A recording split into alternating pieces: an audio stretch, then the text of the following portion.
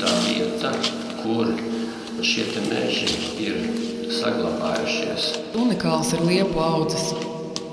Morits tur darbojās 18. gadsimta sākumā. Viņam nācās tur nokļūt. Tādā laikā viņi sauc par zivju salu. Fotogrāfam tur vispār ir ideāla vieta. Var fotografēt gandrīz ar aizvērtām acīm. Morits sala ir kaut kāds absolūti īpašs.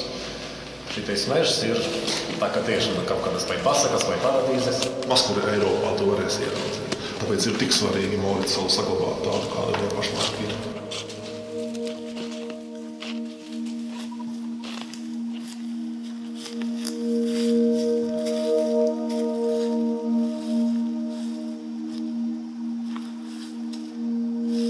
Kad esmu viens šai mežā, es gribu aizmirsties. Un saules ņirboņā caur lapām viegli aizslīdēt. Un ziemā klausīties, kā sniegs starp koku stumbriem krīt.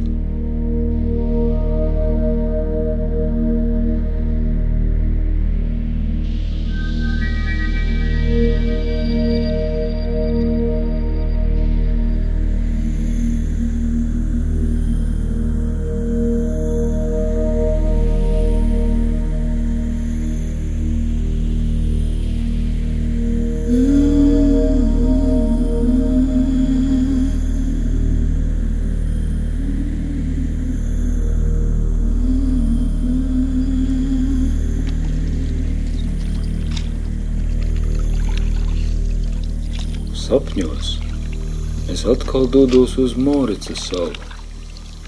Peldu pār ezeru ar meža cūkām vienā barā, saulrietos un saules lēktos varos, un zem ozolu zariem sēžot, klausos viņu stāstos. Vēl miglā pa kādreiz šeit auguši labības lauku eju, un atkal nonāku Morica salas pašā vidū.